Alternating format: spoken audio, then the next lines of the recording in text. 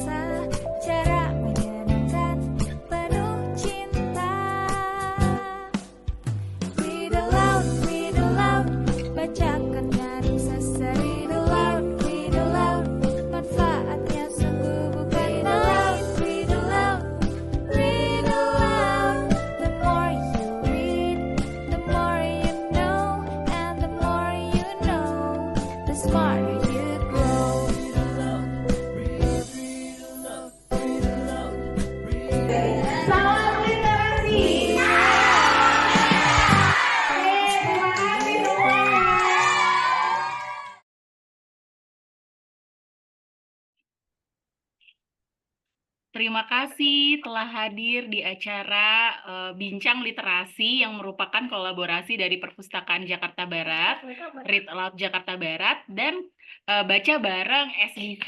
Halo semuanya. Ini sambil kita juga menunggu teman-teman yang akan join. Perkenalan dulu, nama saya Amel, saya dari komunitas Read Aloud Jakarta Barat yang juga Duta Baca Jakarta Barat, di mana acara ini juga merupakan salah satu acara Duta Baca yang diselenggarakan oleh Perpustakaan Jakarta Barat. Nah, kita juga akan banyak nih beberapa acara lainnya, jadi mungkin nanti tunggu informasinya di Instagram Perpustakaan Jakarta Barat. Oke, mungkin sambil menunggu, saya akan share dulu kegiatan yang akan kita lakukan pada hari ini. Sebentar. Sudah.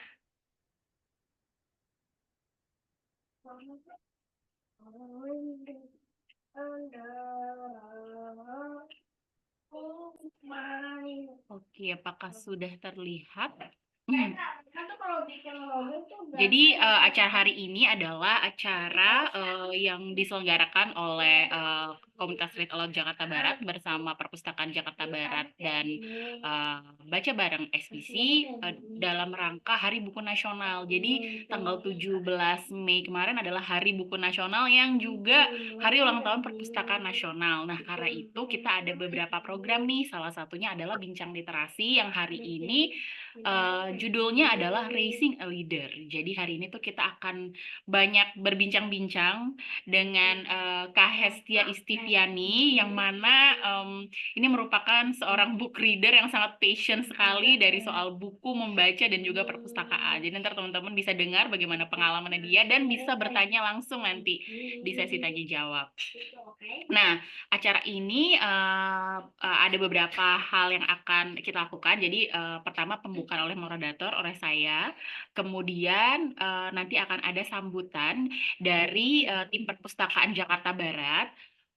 Kemudian perkenalan komunitas Read Aloud Jakarta Barat. Jadi nanti saya akan memperkenalkan apa saja sih kegiatan komunitas Read Aloud Jakarta Barat. Kemudian nanti saya juga akan memperkenalkan narasumber kita hari ini yaitu Kak Estia.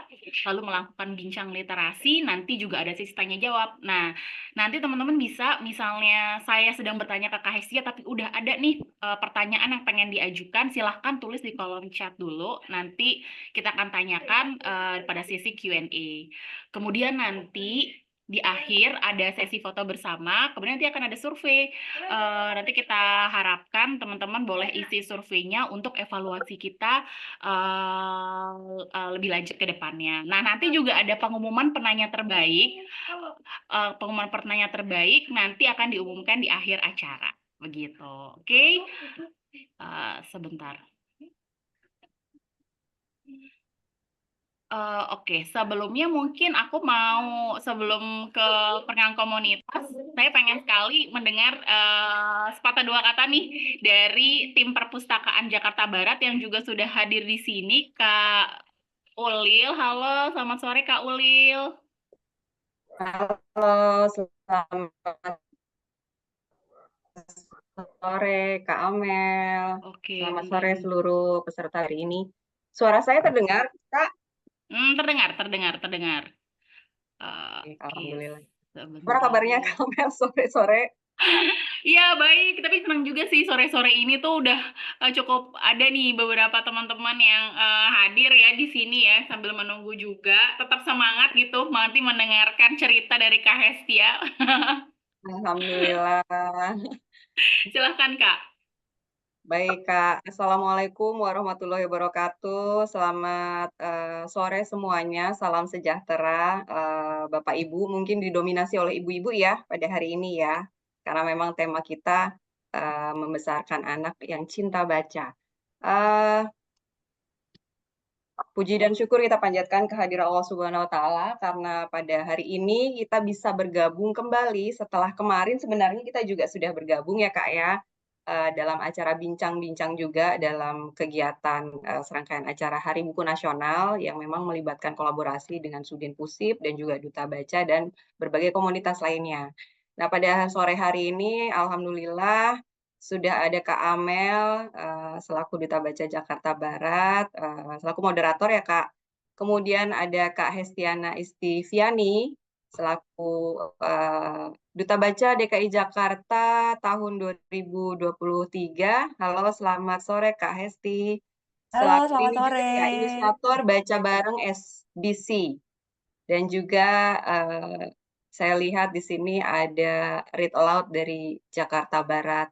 Selamat bergabung semuanya, seluruh peserta. Senang sekali pada hari ini kita bisa kembali berbincang-bincang seputar dunia literasi. Dan pada hari ini tema yang diangkat adalah mengenai berbagai tips membesarkan anak yang cinta baca. Mungkin seperti pepatah mengatakan bahwa buku kan memang adalah jendela dunia. Selain membantu menambah ilmu, membaca buku juga membantu tumbuh kembang anak menjadi lebih optimal dan juga memperkenalkan buku pada anak sejak dini menjadi hal yang menarik yang bisa dilakukan oleh orang tua gitu. Simpel karena bisa dibaca ya, gampang di mana saja. Terus kemudian karena sebenarnya banyak sekali manfaat yang bisa diambil dari anak yang cinta akan membaca.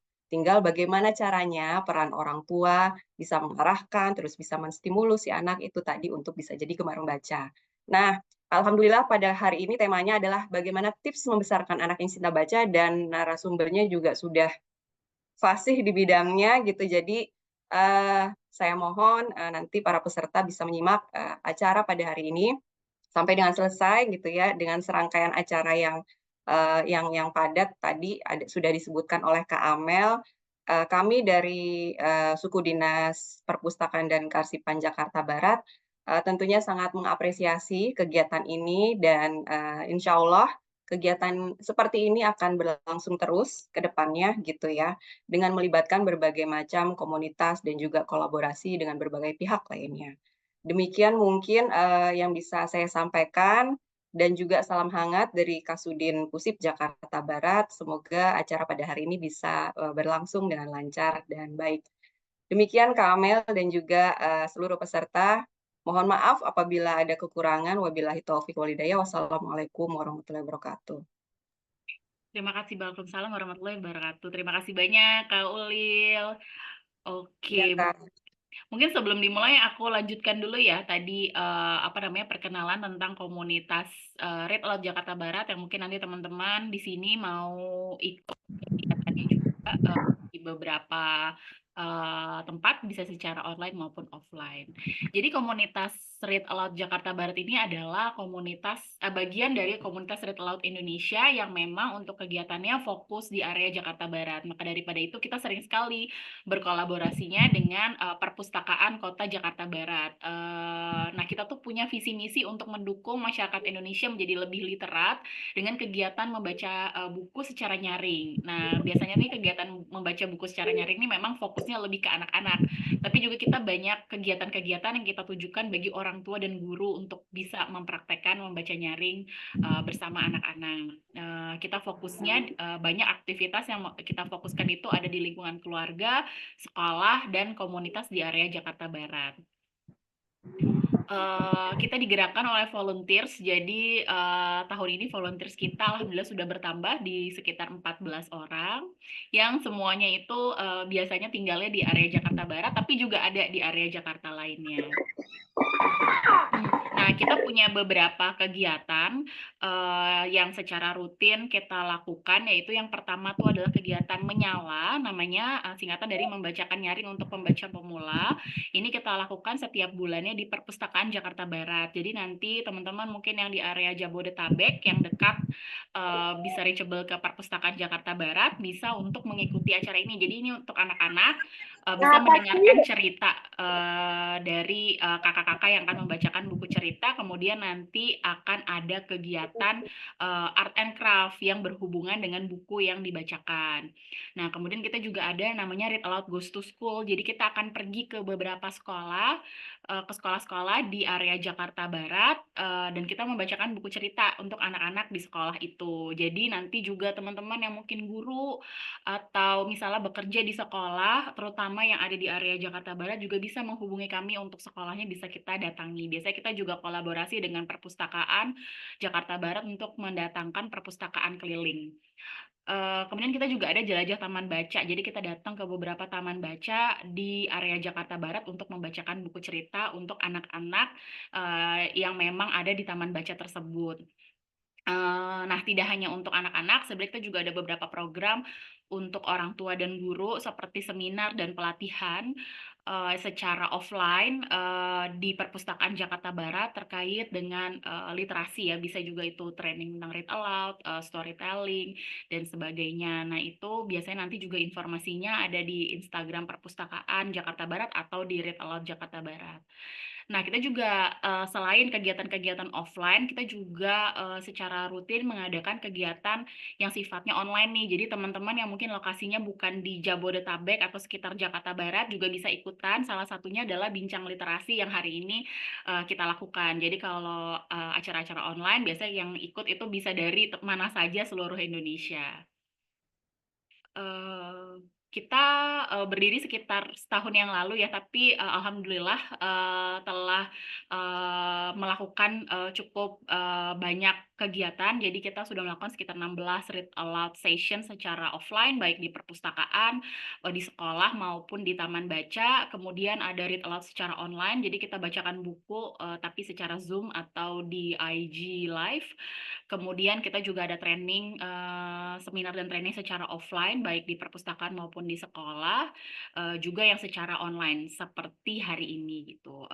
Dan ini adalah dampak yang kita dapatkan dalam setahun pertama ini. Mudah-mudahan nanti ke depannya akan semakin besar lagi gitu. Nah, hari ini nih adalah kegiatan online kita yang biasanya sih seru banget karena kalau kegiatan online itu narasumbernya bisa macam-macam, bisa dari mana aja gitu dan pesertanya juga bisa lebih banyak. Nah, hari ini tuh adalah bincang literasi judulnya Raising a Reader, yaitu berbagi tips membesarkan anak yang cinta baca. Menghadirkan narasumber kita pada hari ini adalah Kak Hestia Istiviani yang merupakan Duta Baca DKI Jakarta 2023. Jadi Kak Hestia ini memang menjadi Duta Baca dan menurut aku tuh memang Kak Hestia tuh Duta Baca banget karena beliau tuh membaca cukup banyak buku dan cukup banyak juga men-share buku-buku favoritnya di sosial medianya gitu. Jadi kita bisa juga lihat review beberapa buku dan punya inspirasi nih kira-kira buku apa nih yang cocok untuk kita. Kak Hestia ini juga inisiator dari Baca Bareng SBC yang sering mengadakan kegiatan untuk baca bersama, biasanya di Taman Literasi. Dia juga seorang book lover yang sering berbagi buku bacaannya yang bagus-bagus tadi ya di sosial medianya. Nah, Kak Hesti ini punya aspirasi pribadi yaitu ingin berkontribusi secara penuh untuk literasi Indonesia. Karena menurut aku juga Kak Hesti ini punya passion yang cukup besar, bahkan kuliahnya juga jurusannya perpustakaan dan cinta banget sama buku. Jadi menurut aku udah pas banget untuk kita tanya-tanya seputar gimana sih dulu Kak Hesti itu tuh bisa dibesarkan dan akhirnya jadi seseorang yang cinta buku dan jadi pembaca sampai di usianya sekarang. Oke, mungkin aku sapa dulu Kak Hestia. Halo Kak Hestia. Halo. Hai. Kita tadi pagi ketemu ya Kak? Iya, tadi pagi kita udah ketemu.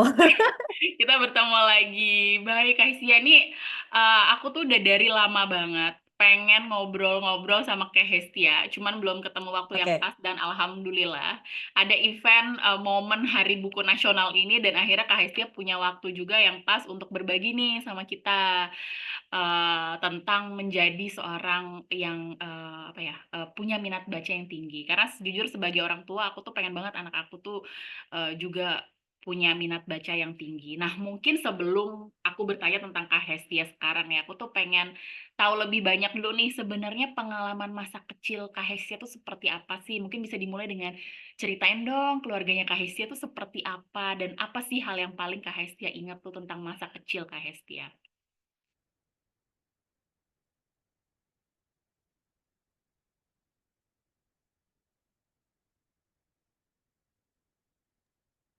Halo Kak Amel. Halo? Oke, Halo? udah. Udah, oke. Tadi sempat berhenti sejenak. Oke. Tapi tadi pertanyaan aku udah cukup jelas nggak, Kak?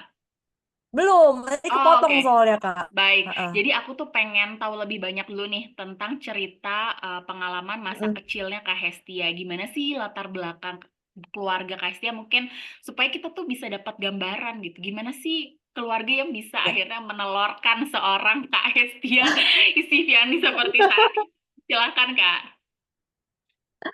Oke, aku sapa dulu. Halo, sudah sore ya. Selamat sore teman-teman sekalian yang sudah bergabung di ruangan Zoom ini. Terima kasih. Biasanya kalau hari Minggu sore itu kebanyakan orang-orang pada mau ini ya, masih mau main-main di luar gitu ya, jalan-jalan sama keluarga. Tapi aku apresiasi sekali yang sudah berkumpul di ruangan Zoom, lalu diajak ngobrol juga sama Kak Amel untuk sama-sama kita sharing pengalaman. Nah, sebelum aku mau cerita, sebenarnya aku mau disclaimer dulu. Pertama, aku belum punya pengalaman sebagai orang tua. Jadi statusku adalah aku belum menikah. Jadi yang bisa aku share adalah pengalaman aku sebagai anak, gitu ya.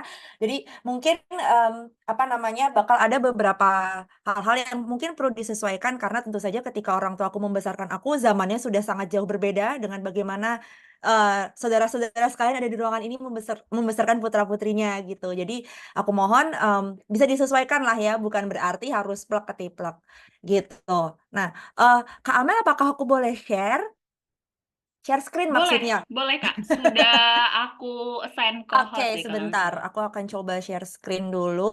Permisi ya, teman-teman. Oke. Nah, ini dia. Tadi udah disampaikan sama Kak Amel dan terima kasih banget atas introduction yang oke banget.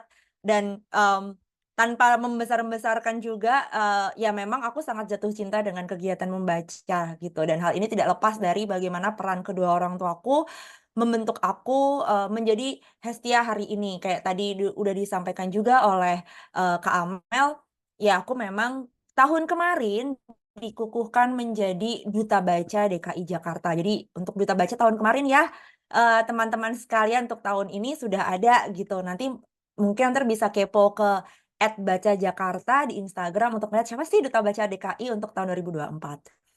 Nah, ini adalah sekelumit dari kisahnya dan ini sama sekali tidak instan, teman-teman sekalian. Ada banyak sekali hal yang perlu kita lakukan secara konsisten gitu. Sebagai orang tua, akhirnya ketika aku sudah dewasa ya, sudah umur 30-an, akhirnya memahami bahwa oh ternyata hal-hal ini dilakukan oleh orang tuaku secara konsisten gitu.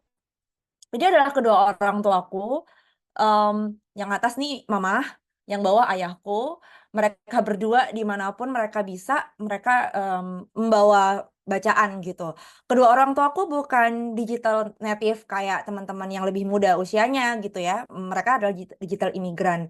Mungkin barangkali seperti orang tua teman-teman sekalian gitu, agak gagap teknologi. Jadi memang ponsel pun ya tidak pintar-pintar amat, sebatas kami sebagai anak-anaknya bisa menghubungi mereka, bisa telepon mereka, bisa video call.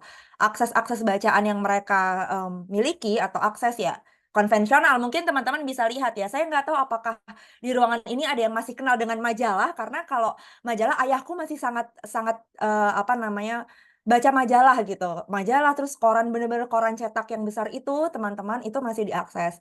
Kalau misalnya teman-teman lihat di sini, ini ayahku lagi nungguin mamaku pameran. Jadi kebetulan mamaku ketika ketiga anaknya sudah besar semua, sudah pada bekerja, mamaku aktif menjadi pelukis, sering mengadakan pameran. Mereka berdua di Surabaya. Dan ketika lagi ngadain pameran, ya ayahku kadang nungguin, nemenin sambil nungguin sampai nanti acaranya selesai. Apa yang dilakukan ayahku, kalau memang lagi nggak mood untuk jalan-jalan ke pusat perbelanjaan, ya dia hanya duduk di pojokan seperti ini, terus membuka buku ya atau majalah yang lagi dia baca. Nggak cuman itu aja, ini di bus di Surabaya udah ada yang namanya Surabaya Bus, kurang lebih kayak Transjakarta kalau di sini ya teman-teman. Dan bisa dilihat, saya bingung kenapa ayah saya bisa nggak pusing baca di atas kendaraan. Kalau saya pribadi, saya nggak bisa baca di Transjakarta, saya bisa dibaca di MRT karena biasanya kecepatannya lebih konstan ya daripada Transjakarta. Jadi kurang lebih seperti ini. Orang tua saya seperti ini gitu. Ketika saya kecil, televisi tidak akan dinyalakan sebelum pukul 9 malam. Saya nggak tahu berapa banyak di ruangan ini yang familiar dengan TVRI, tayangan Dunia Dalam Berita. Langsung kelihatan ya usianya, saya udah umur 30-an teman-teman. Jadi biasanya setelah maghrib di Surabaya itu maghrib sekitar pukul setengah 6. Setengah 6 udah maghrib, langit sudah gelap, orang tua pasti akan menyuruh anak-anaknya untuk masuk gitu kan. Tapi kami tidak boleh, saya dan adik-adik saya itu nggak boleh untuk nyalain televisi gitu. Karena buat mereka tayangan sinetron itu kurang mendidik gitu. Jadi mungkin kalau dalam zaman saya dulu ya, ada Tersanjung, mungkin mungkin ada yang ingat Tersanjung, Nokta Merah Perkawinan, ya kayak gitulah ya yang biasanya tayang setelah maghrib. Sama orang tua nggak boleh, dia cuman boleh televisi, cuman boleh nyala ketika TVRI saja gitu. Nah, kemudian apa yang dilakukan ketika setelah maghrib sampai nanti pukul 9 malam, kalau misalkan tidak ada ujian, tidak ada PR, ya kami dihimbau untuk membuka bukunya, buku bacaan masing-masing. Ketika mereka menghimbau, ya mereka tidak sekedar menghimbau atau request, tapi juga mencontohkan. Ketika ayah saya ngomong sama kami bertiga menggunakan bahasa Jawa, jadi kurang lebih kalau diartikan, kalau udah malam, ya dibaca itu bukunya gitu. Ya ayah saya pun akan melanjutkan membaca koran tadi pagi yang tidak sempat terbaca karena harus berangkat kerja gitu. Atau membaca buku-buku yang sudah beliau beli ketika akhir pekan dan akhirnya dia baca ketika ada waktu lowong, yaitu setelah maghrib. Dan itu saya besar dengan pandangan bahwa orang membaca itu sesuatu yang normal. Saya di Surabaya dari kecil sampai saya lulus kuliah. Jadi baru ketika dapat pekerjaan, wisuda dapat pekerjaan di sini, ya saya pindah gitu. Dan itu yang membuat saya menjadi, oh iya, pandangannya adalah orang membaca itu normal. Orang membaca itu sesuatu yang sangat wajar. Orang membaca ketika dia lagi menunggu antrian, kayak tadi ya ayah saya menunggu antrian, menunggu pameran gitu. Itu sesuatu yang sangat wajar gitu. Dan di akhir pekan kami diajak ke toko-toko buku ya. Surabaya itu tidak sebesar Jakarta. Mungkin teman-teman di sini ada yang besar di Jakarta ya, dengan akses literasi, akses toko buku lebih besar, lebih banyak daripada di Surabaya. Tapi meskipun begitu, ayah saya selalu berusaha untuk mengajak kami semua ke toko buku setiap akhir pekan. Meskipun sebenarnya ya konten isi toko bukunya itu dari satu toko buku ke toko buku lain itu kurang lebih sama, teman-teman. Di Surabaya ketika itu belum terlalu banyak toko buku independen seperti di Jakarta saat ini. Jadi sudah bisa dipastikan isinya Gramedia dengan isinya ini toko buku Togamas di Surabaya, salah satu toko buku diskon yang cukup terkenal sampai sekarang, ya kurang lebih sama gitu. Hanya saja harganya berbeda. Dan ini setiap akhir pekan. Pokoknya udah tahu pasti jam 10 pagi ayah sudah bilang, ayo kita berangkat, makan siang di luar, sekalian melipir kita ke toko buku. Sore mungkin pukul 4 sore, pukul 5 sore kami semua sudah pulang, sudah kembali ke rumah.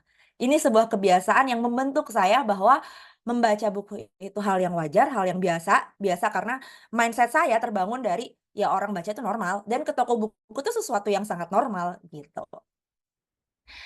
Nah, kedua orang tua saya book dragon, saya menyebutnya bukan bookworm ya. Kalau worm kan kecil, saya menyebutnya book dragon. Dragon itu sesuatu yang besar. Karena menurut saya orang membaca itu punya efek, punya dampak yang sangat besar. Tidak cuma sekedar dampak sekecil cacing atau kutu buku gitu. Mama saya juga suka membaca. Ketika saya SD, seberang sekolah saya itu adalah rental komik. Saya menghabiskan uang saku saya untuk pinjam komik di seberang gitu.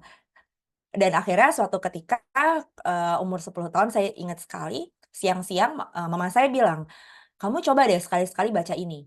Ini cover yang saya temukan di internet ya, tapi pada kenyataannya saya baca berbahasa Indonesia dan itu bukunya mama. Mmm, bukunya Agatha Christie, terjemahan dari buku ini, dan itu adalah satu starting point yang menurut saya bikin saya jadi suka sama baca. Sebelumnya saya baca komik, komik itu kan 70% gambar, 30% teks. Sedangkan ketika saya pindah ke novel seperti ini, 100% tulisan, tidak ada gambarnya sama sekali. Awalnya saya skeptis, saya ngerasa pasti aku bakal bosen, kan gak ada gambarnya. Tapi ternyata saya baca ini, wow, sebuah turning point yang bikin saya ketagihan banget sama yang namanya baca. Saya bisa menyelesaikan dalam waktu 2 hari dan besokannya saya bilang sama mama, "Ma, ada lagi nggak yang kayak gini? Aku mau dong baca lagi." Dan dari situ saya jadi suka sama buku bacaan bergenre detektif. Kurang lebih seperti Agatha Christie dan seperti Sherlock Holmes. Nah, lalu saya besar dan saya semakin luas, maksudnya meluas melihat pergaulan teman-teman saya. Karena ketika saya SD, saya berada SD-nya di dalam komplek perumahan, SMP saya harus kurang lebih 13 kilo dari rumah perginya, SMA juga berada di kawasan yang lebih luas lagi, bertemu dengan orang yang lebih banyak lagi. Dan rupanya ya, ketika saya merasa di rumah itu adalah sesuatu yang wajar untuk membaca, di luar rumah tidak demikian. Di luar rumah yang saya temui adalah orang-orang yang mungkin padahal ketika saya SMP dan SMA, kehadiran ponsel pintar itu belum sepenuhnya ada ya, yang terkenal masih Nokia, mungkin teman-teman masih ingat, atau Sony Ericsson yang ada Walkman-nya gitu ya. Belum secanggih zaman sekarang gitu, yang bisa buka Instagram, udah ada media sosial. Tapi ternyata sedikit saya menemukan teman-teman yang suka baca. Lalu muncul pikiran-pikiran, kok bisa aku pribadi itu suka banget sama baca, tapi orang lain tuh nggak bisa ngerasa hal yang sama. Saya merasa kesulitan untuk mencari teman juga yang sama-sama suka baca, yang bisa hyping together about a book yang lagi dibaca. Dan itu akhirnya mengantarkan saya pada pilihan jurusan ilmu perpustakaan di Universitas Erlangga. Saya lulusan UNAIR. Lalu kemudian itu akhirnya baru ketahuan ketika saya kuliah 4 tahun, lalu dan kebetulan di UNAIR itu ada peminatan untuk minat baca. Jadi saya sengaja karena saya penasaran kenapa saya sendiri yang suka baca, di antara lingkungan-lingkungan saya ketika itu, saya akhirnya mengambil peminatan namanya minat baca. Dan dari situ saya tahu bahwa adanya konstruksi dalam keluarga yang membuat saya jadi suka banget sama baca. Salah satu jurnal penelitian yang saya ingat ketika itu adalah usia atau masa-masa emas anak itu usia 0 sampai 5 tahun. Di saat mereka masih menganggap bahwa semesta dunianya itu berada pada kedua orang tuanya, kepada keluarganya. Jadi wajar banget ketika saya merasa bahwa oh mungkin orang tua saya ketika saya kecil, mungkin meskipun saya samar-samar ingat, mungkin membacakan cerita buat saya, mungkin memperlihatkan secara langsung bagaimana kegiatan membaca itu ada, gitu. Dan itu yang terpatri terus ya, gimana orang mereka konsisten berbuat seperti itu selama saya ada di Surabaya gitu ya, sampai saya kuliah, gitu. Dan akhirnya ketika kuliah, akhirnya saya tahu yang dilakukan oleh orang tua saya namanya mengenalkan konsep reading for pleasure. Membaca untuk kesenangan. Tujuannya bukan membaca untuk bisa lulus sekolah, untuk bisa dapat ranking 1, bukan. Tapi untuk mendapat kesenangan bahwa yang namanya membaca itu juga kanal mendapatkan hiburan. Mungkin kalau zaman sekarang kita punya banyak sekali kanal ya, ada YouTube, ada streaming online, mungkin ada video game untuk teman-teman yang juga main game. Tapi kita mungkin tidak mensangsikan bahwa membaca itu adalah proses belajar gitu. Padahal baca novel, baca komik, novel grafis, baca buku anak, ya, itu kan juga sesuatu yang bisa dibilang aku mendapatkan hiburan gitu. Dan saya baru sadar ketika saya kuliah, oh ternyata orang tua saya itu mengenal yang namanya reading for pleasure. Anakku yang penting suka baca dulu. Anakku yang penting tahu bahwa membaca itu kanal hiburan. Jadi mungkin ini yang membuat saya pribadi, kenapa langganan streaming online-nya cuma satu kanal aja. Saya nggak langganan yang lain, saya cuma langganan yang huruf N warna merah, itu doang. Saya nggak langganan yang lain bukan karena kenapa-kenapa, karena punya satu aja jarang dibuka, gitu. Saya lebih senang memilihnya untuk membaca daripada nonton, gitu. Tidak ada yang salah dengan itu, tapi seperti yang saya sering bilang dalam berbagai macam sesi, membaca adalah juga kanal hiburan. Berkat kuliah di ilmu perpustakaan, saya tahu bahwa karena adanya minat baca, karena adanya dorongan untuk membaca, itu akan membentuk perilaku informasi. Maksudnya seperti apa? Saya kecil, kebetulan saya punya privilege, ya. Ayah saya seorang pendidik, ayah saya tenaga pendidik untuk perguruan tinggi, ibu saya ibu rumah tangga, namun tetap beraktivitas di mana? Ibu-ibu PKK di rumah, di komplek perumahan. Jadi kurang lebih ada banyak sekali privilege-privilege yang saya miliki dan kemudian saya baru sadar ketika besar, yang itu membuat saya tahu bahwa, oh ketika saya mencari informasi gitu ya, saya selalu diajarkan untuk buka buku dulu.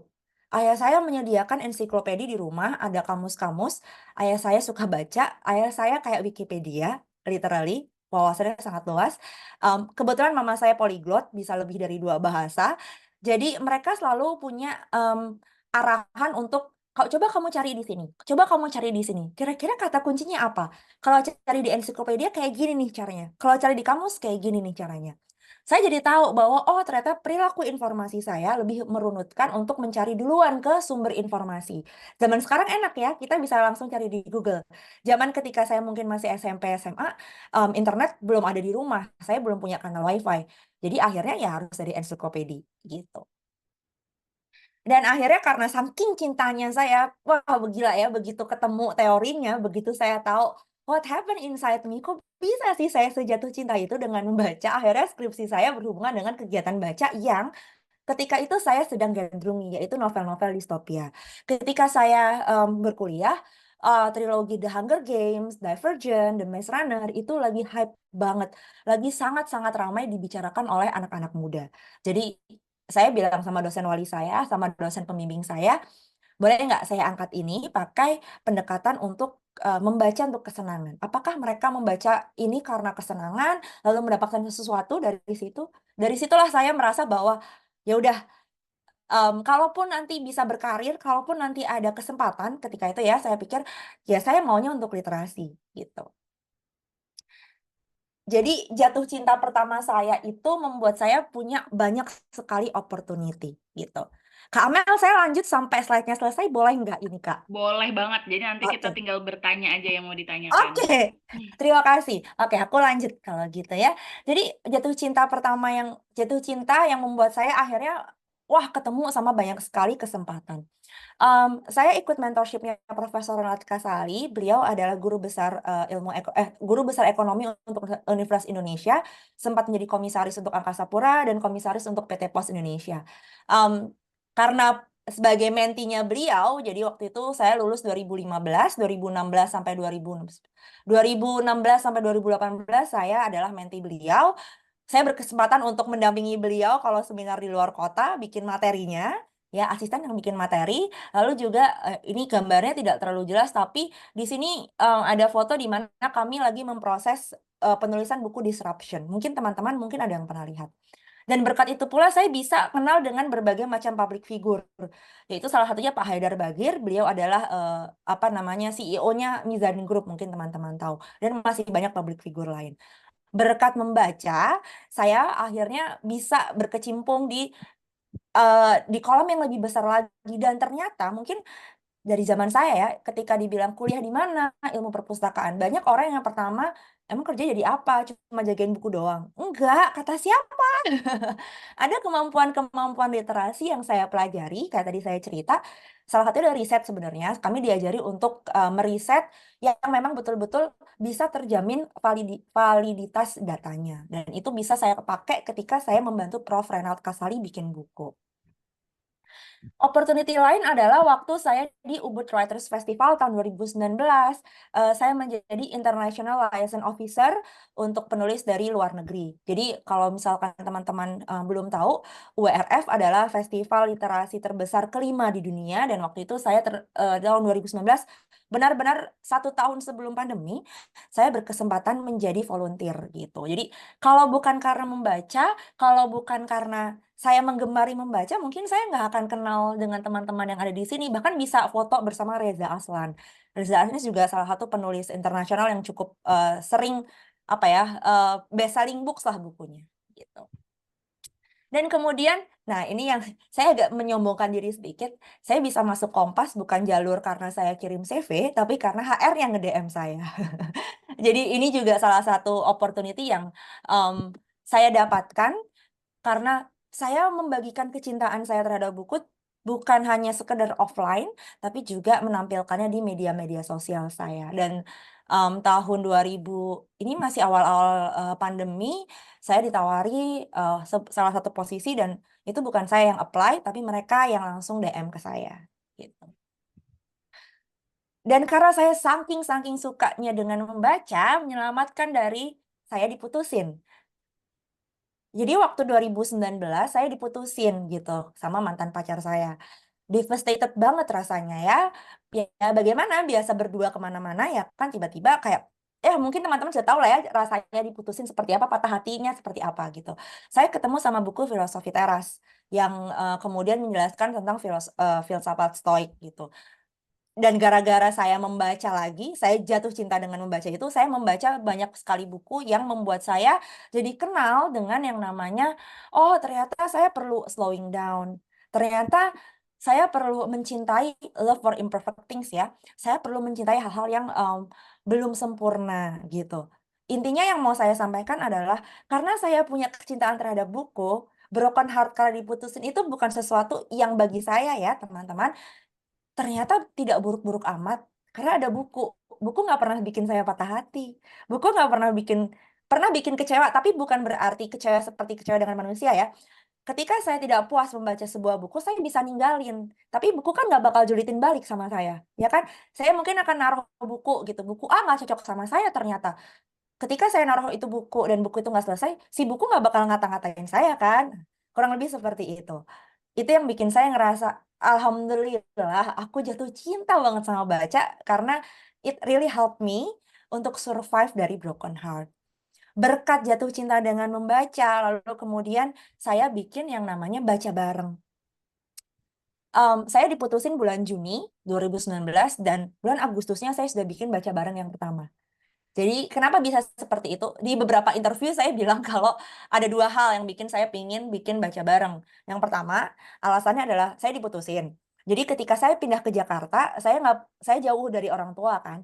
Saya biasa kalau baca ya kayak tadi saya cerita di depan, ya ditemenin sama kedua orang tua saya. Mereka silent reading aja gitu, mereka asik dengan koran, majalahnya masing-masing, tabloidnya masing-masing. Saya baca dengan bacaan saya masing-masing. Pindah ke Jakarta, ya pasti nggak ada orang yang nemenin kan. Tapi saya punya pacar ketika itu. Jadi yang nemenin saya pacar saya ya kan. Pergi ke kedai kopi, kencan kemana, selalu ada yang nemenin saya buat baca. And then putus. Nggak ada yang nemenin baca lagi gitu. Akhirnya saya berpikir, kenapa kok nggak ngajakin orang asing aja. Tapi namanya juga orang lagi berusaha untuk move on ya. Ada perasaan aku nggak mau kenalan sama orang. Ya udah, gue cuma pengen temenin doang. Nggak usah lah lu ngajak kenalan gitu, nggak usah. Dan akhirnya bikin baca bareng. Itu yang pertama. Alasan yang kedua adalah adik saya ketika SMA dibully hanya karena dia memilih untuk membaca ketika jam istirahat ketimbang ikutan nongkrong sama teman-temannya. Jadi adik saya juga suka sama membaca. Ketika istirahat siang itu kan jedanya agak lama, sekitar 1 jam. Setelah dia selesai makan, dia akan pergi ke perpustakaan untuk melanjutin baca novel. Gitu. Ternyata teman-temannya nggak suka karena dianggap kamu caper kan, makanya kamu baca buku biar nanti guru-guru pada sayang sama kamu. Wah, karena perasaan saya sebagai kakak dicurhatin kayak gitu kan kesel ya, yang kayak lah kan baca buku juga nggak ngerugiin mereka gitu. Kenapa mereka harus bully adik saya gitu. Akhirnya saya bikinlah baca bareng ini dengan harapan bahwa orang-orang tidak perlu merasa takut untuk dibully karena membaca, dan yang kedua bisa saling menemani membaca. Dan ketemulah saya gara-gara baca bareng, ketemulah saya dengan partner saya sekarang. Kami cukup aktif juga untuk bikin konten-konten bukuan di YouTube dan Instagram. Dan sekarang yang mengelola baca bareng Silent Book Club pun juga kami berdua. Gitu. Berkat jatuh cinta dengan membaca, dengan perjalannya waktu, dengan proses pendewasaan saya, dengan namanya juga membaca itu seharusnya dan sebaiknya adalah kita bisa berproses bersama. Jadi bukan berarti kalau suka sama genre misteri ketika masih kecil, apakah ketika dewasa bisa berubah? Bisa banget. Manusia itu berkembang, manusia bertumbuh, manusia terus belajar, ya kan? Wajar sekali ketika kita mulai aware sama kebutuhan bacaan kita.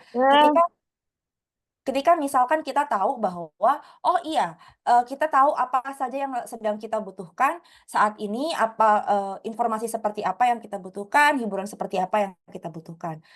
Dengan memiliki awareness diri, membantu saya untuk mengambil beberapa keputusan. Ini contoh dari reading tracker yang saya miliki. Jadi saya mulai aktif bikin reading tracker 2021, pencatatan bacaan ya teman-teman. Pencatatan bacaan itu saya lakukan karena saya ingin tahu sebenarnya dalam 1 tahun saya bisa membaca buku secara spesifik itu berapa banyak. Berapa banyak yang dari penulis-penulis tertentu, berapa banyak yang dari berapa banyak yang dari orang aksesnya dari e-book atau dari paperback, hal-hal seperti ini gitu. Kenapa? Karena nanti saya bisa tahu bahwa saya dalam setahun habis 119 judul misal. Dengan 10 buku per bulan. FYI ya teman-teman, saya sudah menggunakan reading tracker yaitu namanya Goodreads, itu website sejak tahun 2012 sampai sekarang. Dan waktu itu saya menemukan data rata-rata ketika mental state saya atau mental health saya dalam keadaan stabil, itu saya bisa menghabiskan 7 sampai 12 buku 1 bulan. Ketika lebih rendah dari itu atau lebih tinggi dari itu, berarti mental state saya tidak baik-baik saja. Artinya, saya harus segera bikin janji dengan psikolog. Itulah gunanya saya punya reading tracker. Saya being aware with myself, karena nantinya saya nggak mau malah melukai orang lain. Seperti kata pepatah, hurt people, hurt people. Orang yang luka akan melukai orang lain. Daripada saya menjadi orang seperti itu, lebih baik saya aware keadaan saya seperti apa. Oh, ternyata udah lebih parah nih. Hestia, saya pernah 1 bulan baca 21 buku. Itu sudah sangat tidak baik-baik saja. Jadi saya harus segera secara sadar saya booking sesi konsul dengan psikolog gitu. Karena kalau enggak yang ada pekerjaan saya terbengkalai, saya lari tanggung jawab, kan nggak boleh ya. Orang dewasa kan harus bisa bertanggung jawab dengan pekerjaannya gitu. Karena itulah saking jatuh cintanya saya dengan membaca, saya nggak mau jatuh cinta sendirian. Lewat baca bareng saya mencoba untuk menyiarkan, kayak dakwah ya, mensiarkan bahwa membaca itu boleh sekali membaca apa saja, akses apa yang bisa dijangkau, bahan bacaan apa yang bikin happy. Itulah yang bikin baca bareng mungkin masih sustain sampai sekarang. Dan baca bareng itu benar-benar 60 menit membaca aja, tidak ada diskusi, tidak ada kenalan.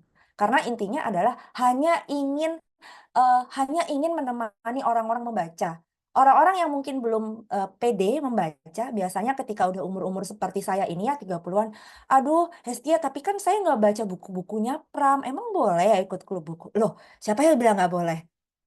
Orang itu proses membacanya beda-beda, membaca itu pengalaman personal. Saya kebetulan suka membaca dari kecil.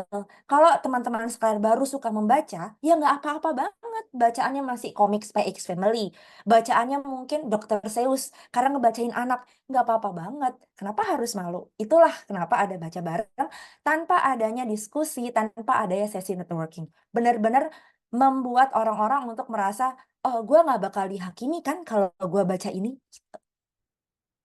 Buat saya membaca adalah pelarian. Kayak tadi saya bilang kalau membaca itu harusnya sebuah kesenangan. Kenapa saya percaya bahwa membaca itu dimulai dari sini, berkenal dengan reading pleasure, karena nantinya teman-teman akan kenal kalau membaca itu kegiatan untuk mendapatkan hiburan. Alhamdulillah banget kalau bisa sampai mendapatkan teman juga, seperti yang ada di ruangan ini ya, gitu. Ketika sudah tahu oh bisa menjadi hiburan, akan menjadi conscious reader. Maksudnya apa? Kayak tadi saya cerita, saya jadi tak paham kebutuhan informasi saya itu apa dan bisa didapatkan melalui buku yang seperti apa. Semisal teman-teman di sini ternyata saya masuknya kalau baca bukunya via komik Kak, novel grafis gitu yang banyak gambarnya. Itu udah masuk conscious reader. Karena berarti teman-teman sekalian tahu ya, oh ini nih bentuk media belajar literasi yang saya tahu gitu. Ketika sudah menjadi conscious reader, saya harap bisa menjadi pembaca sepanjang hayat. Itulah kenapa baca bareng berangkat dari reading pleasure. Karena baca bareng meyakini bahwa semua bacaan, kegiatan membaca itu harusnya berdasarkan kesenangan. Ini kelebihan dari baca bareng, tadi sudah saya sebutkan tidak ada komitmen.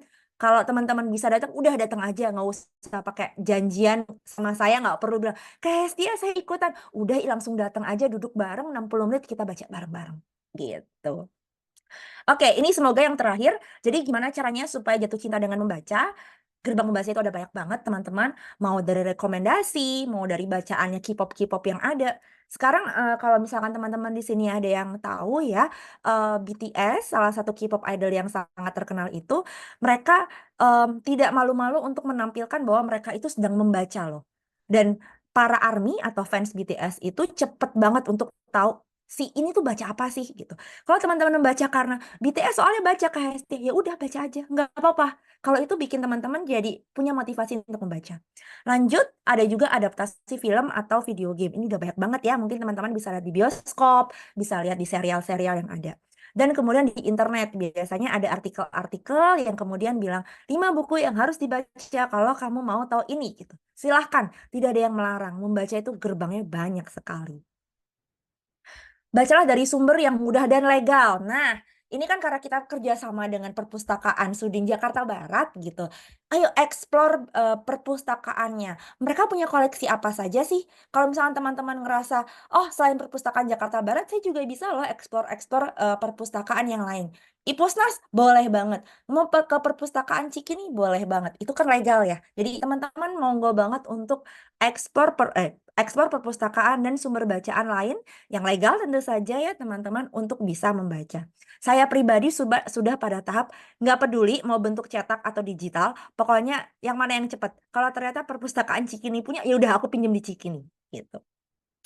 Ini juga bisa yaitu dengan follow akun Bebukuan atau bahkan ikut acara Bebukuan. Tadi Kak Amel juga sudah cerita ya Read Aloud punya segambreng kegiatan. Silahkan sekali untuk kepo-kepoin Read Aloud atau kepo-kepoin program kerjanya Kak Amel sebagai Duta Baca Jakarta Barat. Karena pasti seru-seru ya dan pasti terbuka untuk umum. Jadi nggak usah khawatir, aku udah beberapa kali bertemu dengan teman-teman Read Aloud, jadi nggak usah khawatir kalau misalkan aku belum punya anak ke Hestia, masa ikutan Read Aloud ya nggak apa-apa. Emang kenapa? Siapa tahu bisa menceritakan kepada ponakan-ponakan atau ketika harus ngisi sesi dongeng di sebuah aktivitas organisasi gitu. Kenapa enggak?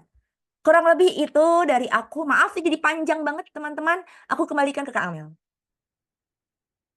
Terima kasih Kak Hesti. Aduh banyak banget nih yang ini ya menginspirasi. Tadi juga aku lihat ada beberapa pertanyaan di kolom chat. Tapi sebelum itu aku tuh juga ada nih tadi yang aku dapat banget ya. Mungkin buat teman-teman yang tadi juga mungkin di tengah-tengah gitu joinnya tadi tuh Kak Hesti cerita bahwa orang tuanya Kak Hesti itu membuat mindset membaca itu bukan sesuatu hal yang nerdy atau gimana, tapi justru it's a pleasure to read gitu ya. Makanya kayak Kak Hesia tuh merasa dari kecil tuh merasa membaca itu it's a very normal things gitu. Mungkin buat teman-teman yang dari apa lingkungan masa kecilnya itu mungkin belum terbiasa membaca, merasa membaca itu kayaknya susah atau itu hanya dilakukan oleh orang-orang pintar. Tapi justru Kak Hesia merasa hal itu yang normal. Jadi itu poin yang pertama aku dapat adalah membuat kegiatan membaca itu jadi sesuatu hal yang normal. Mungkin kayak orang makan, kayak orang mungkin nonton TV gitu ya. Kalau itu cuman ini adalah membaca. Terus juga kegiatannya banyak kayak misalnya weekend jalan-jalan ke toko buku, terus ketika nunggu ngantri, mungkin kalau orang zaman sekarang itu buka sosial media, kalau ini papanya Kak Hestia malah baca buku gitu ya, jadi bawa buku kemanapun, jadi membuat itu gitu. Terus iya, jadi membuat membaca itu jadi salah satu kanal hiburan itu kayak menurut aku terinspirasi sekali sih. Maksudnya mungkin itu sesuatu hal yang bisa kita coba pelan-pelan gitu kali ya. Aku ada beberapa pertanyaan dulu nih, mungkin yang mau aku tanyakan lebih kepada eh, ketika awal, apakah dulu papa mamahnya Kak Hesti itu juga membacakan buku? Tadi kan juga sempat diceritakan kan Kak Hesti pertama kali suka buku itu ketika ingatnya tuh adalah ketika baca novel punya mamahnya gitu ya. Terus jadinya oh tuh kayaknya menyenangkan ternyata gitu kan. Nah, ada nggak sih ingatan masa kecil Kak Hestia, kayak apakah itu memang secara intention gitu, atau memang itu secara natural, Pak Mama Hestia suka baca, terus akhirnya tercipta lingkungan yang suka baca gitu, atau itu tuh sesuatu hal sebenarnya yang bisa diusahakan gitu, misalnya dengan membacakan buku ke anak secara konsisten, atau jadi kalau misalnya nih buat kita-kita yang mungkin belum book lover-nya Kak Hesia atau papa mamanya Kak Hesia tuh ada chance nggak sih gitu? Apakah itu genetik atau bisa dilakukan sebenarnya buat tiap orang? Ada tips khususnya nggak Kak Hesia? Sebenarnya kan kalau zaman sekarang itu ya Kak Amel, akses terhadap parenting itu kan gede banget ya. Aku inget banget mama itu cerita kalau zaman dia dulu ya harus figure it out sendiri gitu. Belum lagi apa namanya kebetulan mamaku orang Celilitan, teman-teman Jakarta Timur gitu. Tapi karena ayah dosen di ITS di Surabaya, jadi otomatis setelah nikah harus ikut ayah kan ke Surabaya. Jadi posisinya adalah di Surabaya baru punya aku, nggak ada siapa-siapa, belum kenal siapa-siapa gitu ya. Jadi yang dilakukan oleh mama adalah figure it out. Yang aku ingat ya, samar-samar aku ingat adalah aku punya buku cerita judulnya, aduh aku masih ingat banget.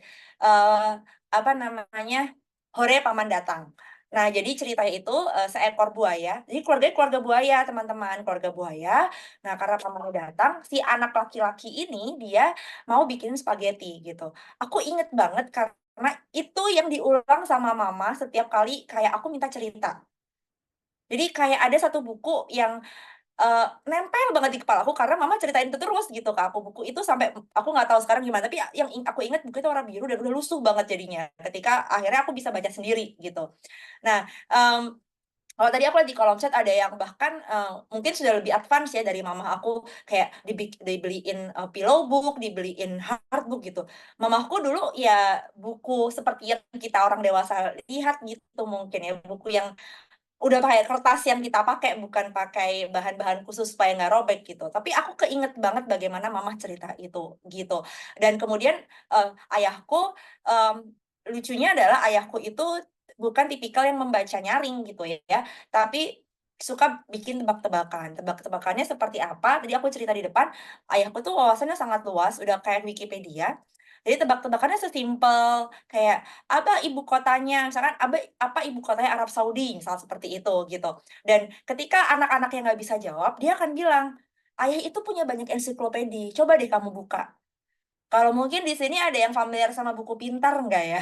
Aku zaman banget tuh buku pintar gitu, buku pintar, RPUL, RPAL gitu. Itu aku ada zaman di situ gitu. Jadi ketika misalkan ayahku tebak-tebakan ibu kota negara atau bendera negara atau bahkan plat nomor ya, plat nomor B itu provinsi mana? Misalkan anak-anak nggak bisa jawab, dia akan bilang, "Coba, ayah kan udah beli ini buku pintar, coba dibuka di situ."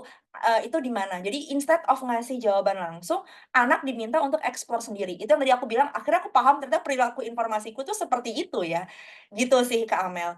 Mungkin karena ya itu akses akses informasi soal parenting tidak semasif sekarang sih. Jadi apa yang orang tuaku bisa lakukan ya itu tadi, gitu. Oke, terima kasih Kak Hestia. Ini juga udah banyak pertanyaan datang dan ada yang raise hand juga nih, Kak Endang. Boleh Kak open mic dulu apa namanya untuk bertanya langsung ke Kak Hestia. Ya, sore Kak. Assalamualaikum. Izin bertanya. Kedengaran nggak? Jelas nggak ya? Kedengaran agak samar-samar tapi terdengar. Oke, kedengaran. Cerita dulu nih, anak saya tuh 3 tahun, 11 bulan usianya. Dari usia 8 bulan, 9 bulan tuh mulai kenalin kayak buku bantal, kayak gitu. Sampai dia bisa buku soft cover. Rencananya kan kalau secara teori nih setiap hari kita rencana read aloud 10 menit gitu kan, minimal 10 menit gitu. Itu kalau hari-hari biasa kita bisa. Nah, tapi kalau kita lagi mudik misalnya ada acara gitu kan, jadi kelewat tuh 10 menit setiap harinya. Nah, bagaimana sih menjaga konsistensi membaca buku itu? Nah, terus pertanyaan kedua, supaya anak nggak bosan gitu baca buku yang udah ada itu aja misalnya gitu. Gimana sih Kak? Apakah setiap bulan kita harus beliin buku baru? Terus gimana gaya kita membacainnya kayak gitu? Biar anak itu makin cinta gitu sama buku gitu. Kak. Terima kasih Kak Esia, Kak Amel. Oke, silakan Kak Asia. Gimana menjaga konsistensi, terutama buat ibu-ibu yang sibuk atau dalam keadaan itu tuh tadi mudik atau segala macam. Dan ya, yang kedua tadi soal apa tadi Kak? Sebentar ya. Kalau anaknya udah bosen, Oh ya, kalau anak gimana bosan caranya biar dengan nggak Mbak bosen ya. sama bacaannya gitu. Ya, Ya, gimana tuh Kak? aduh.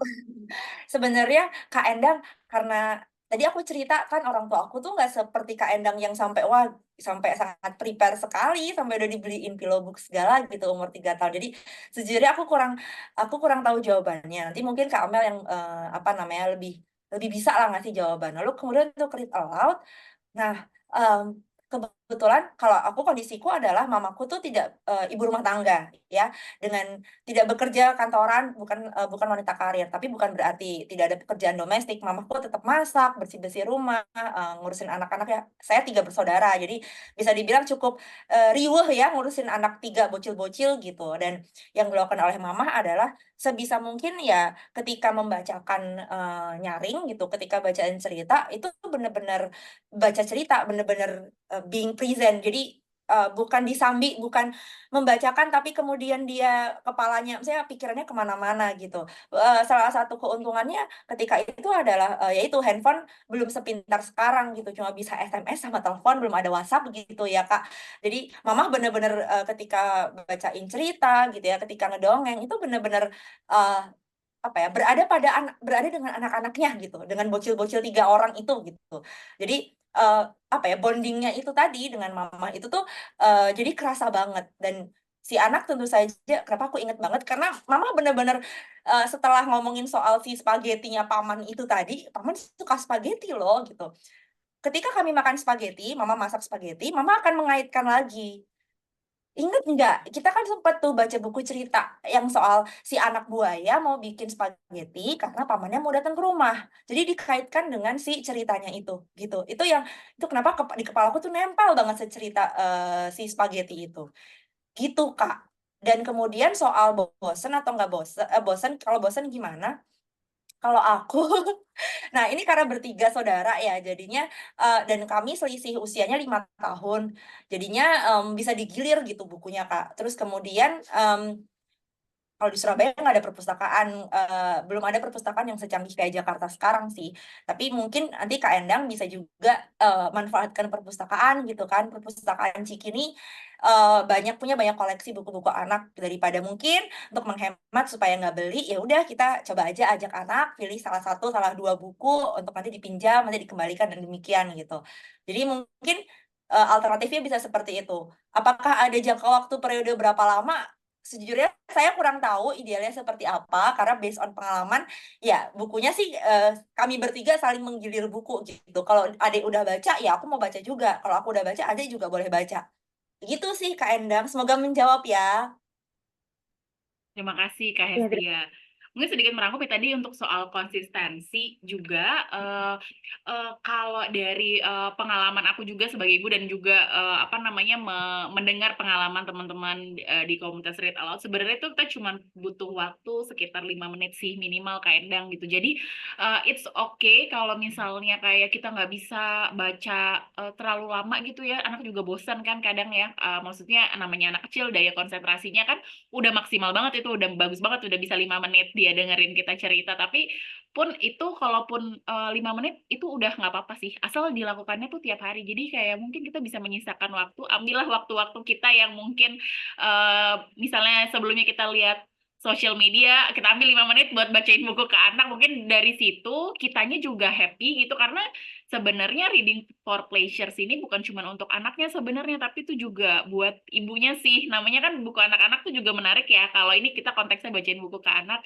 Jadi kita juga senang gitu ngeliat gambar-gambar dan bisa mendiskusikan. Nah, terus tadi nambahin sedikit untuk yang biar anak nggak bosan, nah itu juga bisa kita membacakan bukunya itu nggak cuma dari teksnya, tapi dari gambarnya gitu. Kalau buku anak-anak ya. Jadi kan anak-anak tuh sebenarnya senang tuh mengeksplor gambar, Kak Endang. Jadi misalnya ada gambar pohon, terus kita bisa, ini pohon apa ya gitu. Ini kayak pohon yang di depan rumah nggak ya? Seperti tadi Kak Hesia bilang, kayak menghidupkan buku dengan konteks kehidupan sehari-hari itu juga bisa. Sama kalau Kak Endang butuh buku-buku variasi selain dari perpustakaan, baik perpustakaan Jakarta Cikini ataupun perpustakaan kota seperti di Perpustakaan Jakarta Barat, ada juga resource buku-buku yang online dan itu gratis. Seperti contohnya Let's Read Asia kalau nggak salah. Ntar aku bisa share di grup. Kemudian literacycloud.org atau CB Kemendikbud. Jadi bisa search aja di Google CB Kemendikbud. Itu banyak sekali buku dan itu ada jenjangnya. Jadi bisa dipilih, kalau di literasi kelas sama Let's Read bisa dipilih based on jenjang, based on tema. Jadi misalnya mau temanya balon gitu, nanti ada cerita tentang balon. Gitu mungkin kira-kira sedikit tipsnya ya untuk nambahin. Oke. Sebelum ke raise hand selanjutnya, mungkin aku mau bacain dulu nih Kak Hestia yang di kolom chat. Ada Kak Tias Satiti bertanya. Kak, aku mau bertanya, kebiasaan mewajibkan anak baca buku di malam hari maksudnya ya, tadi dimulai umur berapa ya? Ingat nggak tuh Kak Hestia? Umur berapa tuh pertama kali dibacakan buku? Aduh, sejujurnya aku lupa, tapi kayaknya udah masuk SD sih, karena apa namanya, udah bisa baca kan. Waktu aku seingat aku tuh kelas 1 SD itu udah ada pelajaran membaca, udah bisa baca gitu. Jadi di situ. Itu pun juga bukan yang buku-buku yang serius gitu. Maksudnya serius bukan yang isinya tulisan semua kayak tadi aku bilang. Aku aja baca komik gitu kan. Jadi ya di situ. Tapi karena lagi-lagi karena kedua orang tua sangat konsisten untuk tidak menyalakan televisi, jadi ya mau nggak mau akhirnya ngikut juga meskipun sok-sokan aja lihat-lihat gambar majalahnya mama atau lihat-lihat gambar di tabloid gitu, padahal nggak tahu itu konteksnya apa. Gitu sih yang aku inget ya Kak Amel. Oke. Jadi sebenarnya itu udah dari kecil juga ya, berarti ya Ya, membacakan buku di malam hari itu. Terus juga ya itu karena nggak ada pilihan lain karena nggak ada TV, apa tidak dinyalakan TV gitu ya. Itu mungkin ya. juga bisa salah satu tips ya buat yang udah menjadi orang tua di sini untuk mengurangi distraksi supaya buku tuh juga jadi menyenangkan. Karena memang kadang tuh kalau membandingkan dengan dunia audiovisual gitu ya, memang kan lebih menarik ya karena ada gambarnya, ada suaranya, ada bergerak gitu loh dibanding buku.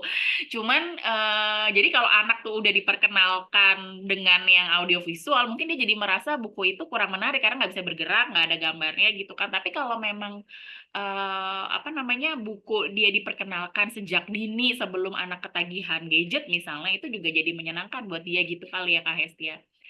Oke, ada lagi nih pertanyaan dari Kak Kartiwi Laras. Bagaimana Kak Hestia membangkitkan minat bacanya di saat mulai turun daya minat baca? Mungkin udah kayak malas gitu baca buku. Pernah nggak sih Kak Hestia mengalami malas baca buku tuh? Kayaknya kalau dari aku lihat nggak pernah. Cuman mungkin bisa di-share tuh Kak Hestia. Kalau lagi nggak mood gitu, pernah nggak Iya, mood iya. baca buku? Iya, kalau nggak mood baca buku tuh pasti ada, tapi bukan berarti apa ya namanya, bacanya itu hilang 100% enggak. Mungkin kita nggak mood baca yang lagi kita baca saat itu. Aku punya prinsip, kita boleh banget drop the book kalau misalkan kita emang nggak suka gitu. Jadi nggak usah merasa terbebani harus finish it from cover to cover ya, harus bener-bener setiap kali udah mulai baca ya aku harus selesaikan. Nah, ntar jadi malah pressure. Jadi bukan menyenangkan lagi gitu. Membaca menyenangkan adalah ketika teman-teman bisa dapat sesuatu yang memang enlightening atau bikin happy ketika baca. Ya ampun, baca ternyata seseru ini ya. Ya udah, go on, lanjutin. Tapi kalau sampai 50 halaman udah nggak suka baca, misalnya udah nggak, aduh ini kayak ngebosenin, aku mulai nggak ngerti dia bahas apa, novel ini ngomongin apa sih, drop the book. Nggak usah ngerasa punya beban atau punya pressure untuk nyelesain. Antara malah jadi bukan reading for pleasure, jadi ya reading for pleasure kan gitu. Hmm. Terus kemudian kedua, aku sejujurnya aku cukup picky untuk di era media sosial seperti sekarang ini ya. Aku cukup picky untuk milih account-account apa saja yang aku follow di media sosial gitu. Jadi aku tahu apa yang mau. Tadi aku bilang ya karena sudah punya gambaran kebutuhan informasinya, jadi sudah bisa lebih sadar account-account seperti apa sih yang baiknya aku follow. Ya itu aku meng-follow account-account bebukuan, account-account yang hubungan sama literasi yang memang buat aku sih informatif. Bukan cuman sekedar account bebukuan yang ternyata, ujung-ujungnya bebukuan tapi Instagram story-nya kayak Lambe Turah gitu, ya enggak. Kalau kayak gitu ya sama aja bohong, ya kan? Jadi kayak gitu. Dan tentu saja, kalau misalkan satu buku nggak works, belum tentu buku yang lain juga seperti itu. Bisa jadi hari ini baca novel nggak bisa, coba mungkin besok baca komik. Siapa tahu dari situ jadi malah, terbangkitkan lagi. Cara lain yang biasa aku pakai adalah membaca ulang buku yang aku suka. Aku selalu punya satu buku, ya tadi ya, Agatha Christie tadi itu, And Then There Were None, itu kayak kalau aku udah mentok, lagi nggak pingin baca apapun, aku akan baca ulang, gitu. Perasaannya akan berbeda sih, tapi at least memunculkan kembali rasa yang kayak, gue jadi suka baca karena buku ini. Meskipun kita udah tahu plot ceritanya, tokohnya siapa, siapa pembunuhnya, siapa yang jahat, tapi memunculkan minat bacanya lagi itu loh, dengan buku yang punya, apa ya, punya punya kesan happy buat kita itu juga, cara untuk supaya kita bisa get over the reading slump, gitu. Oke, menarik sekali tuh. Jadi tadi yang aku catat banget kalau satu buku nggak works, belum tentu buku lain enggak gitu ya. Jadi mungkin ketika kita lagi nggak mood, semangat membacanya rendah, kita cari buku-buku yang kita banget gitu ya Kak Hestia ya. Jadi kalau misalnya emang butuh apa sulit untuk konsentrasi, mungkin buku yang tipis dulu tapi kayak bisa kita selesaikan jadi happy gitu. Akhirnya tumbuh lagi semangat untuk membaca ragam bacaan lainnya. Baik, terima kasih banyak Kak Hesia. Ini juga udah ada yang angkat tangan. Kak Andi dia. Silakan Kak Andi kalau misalnya mau bertanya langsung di unmute. Oke, terima kasih Kak kesempatannya. Kak, ini saya mau bertanya. Ini kan biasanya ada banyak ibu-ibu yang justru bertanya ke saya, mau membangkitkan minat baca anaknya yang SMP gitu. Jadi mereka selalu berpikir, kayaknya sudah telat. Mereka sudah kehabisan cara untuk bagaimana meningkatkan minat baca mereka lagi. Karena anak-anak yang menjelang remaja ini agak-agak sudah mulai malas mendengar, sudah mulai gimana gitu kan Kak. Nah, jadi siapa tahu ada tips dari Kak pemateri tentang bagaimana sebenarnya kalau misalkan para orang tua nih dihadapkan dengan persoalan seperti ini. Karena biasanya di sekolah juga ini kendalanya adalah guru-guru yang justru tidak bisa mengenalkan itu. Nah, jadi kendalanya ada dua, orang tua dan juga guru gitu kan. Bagaimana cara yang menanamkan minat baca sementara dari rumah saja sudah tidak ada kayak gitu. Kebiasaan-kebiasaan baik yang diterapkan untuk membaca buku itu nggak ada. Nah, ini bagaimana kira-kira solusinya Kak atau tipsnya untuk anak khusus untuk anak-anak SMP yang sudah mulai apa ya bandel gitu ya dalam tanda kutip. Oke, thank you, terima kasih. Silakan Oke. Kak Hesia. Iya, masa-masa puber ya. Udah masuki masa-masa puber.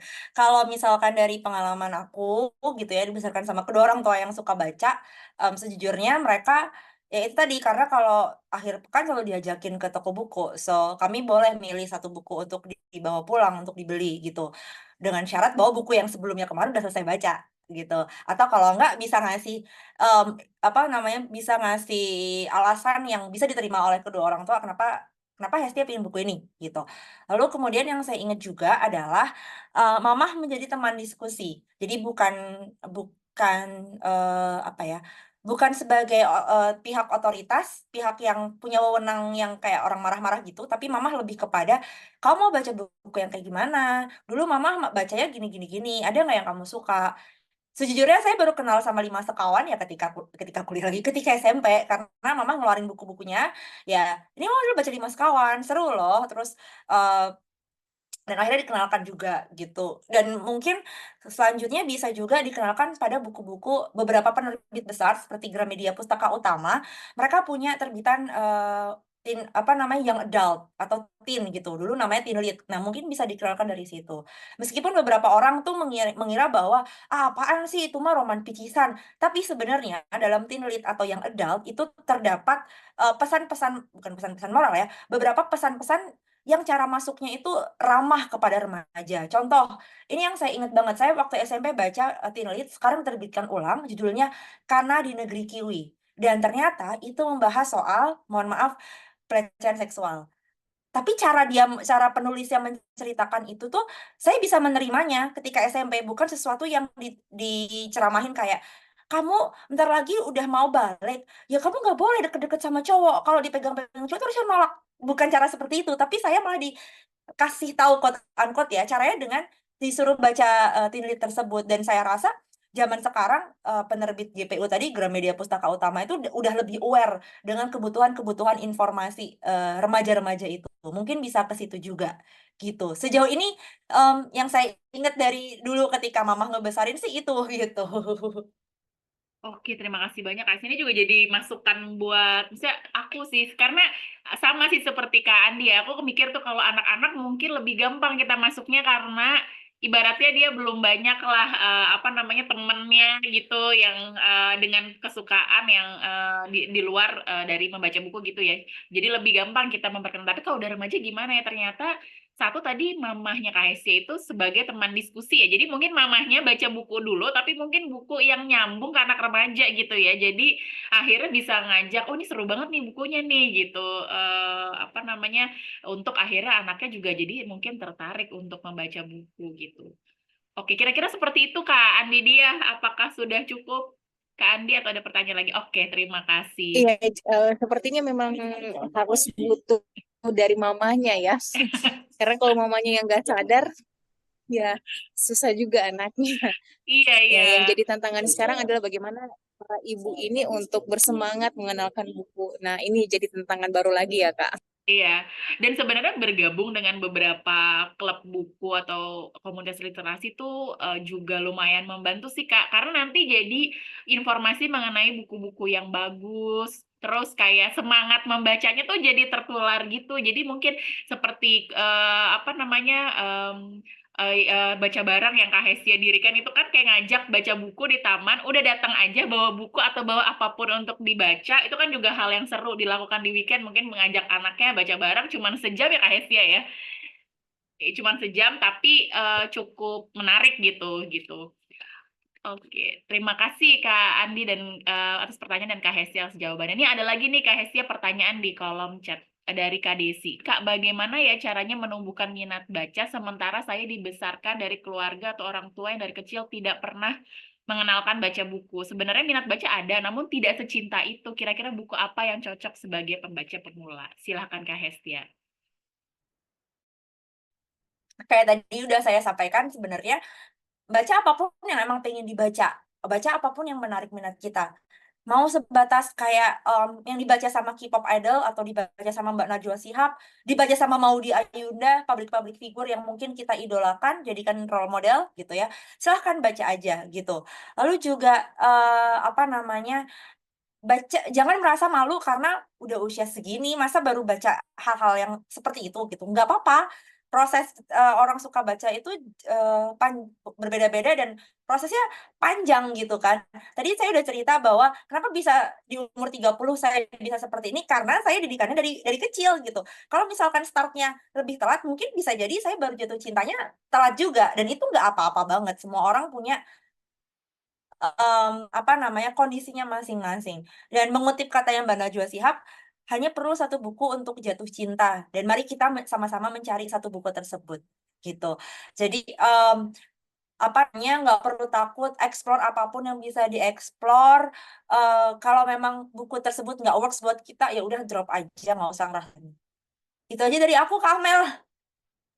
Intinya pokoknya tetap menciptakan aura-aura reading for pleasure itu tadi ya Kak Hestia. Jadi pilih buku yang buku apa aja, tapi yang kita suka gitu. Nah, emang biasanya tuh jadi dari salah satu komunitas buku, Bu-Ibu Baca Buku Book Club itu pernah juga nih melakukan penelitian, teman-teman. Jadi tentang minat orang untuk membaca, salah satunya itu adalah karena ada public figure yang dia idolakan itu baca buku gitu. Jadi mungkin nanti teman-teman bisa lihat public figure masing-masing gitu. Ada nggak buku yang dia suka? Misalnya tadi kayak Maudy Ayunda atau Mbak Najwa Shihab gitu. Nah, dari situ biasanya mereka suka share tuh kalau kayak Maudy Ayunda kadang-kadang di YouTube-nya itu ada rekomendasi beberapa review buku yang diceritakannya itu dengan sangat menarik. Nah, dari situ mungkin teman-teman bisa timbul minatnya untuk membaca buku yang seperti mereka baca. Mungkin itu salah satu tipsnya. Oh, sama satu lagi sih. Dulu, misalnya saya sebagai ibu juga dulu senang baca sebelum punya anak, tapi setelah punya anak udah buyar semuanya itu.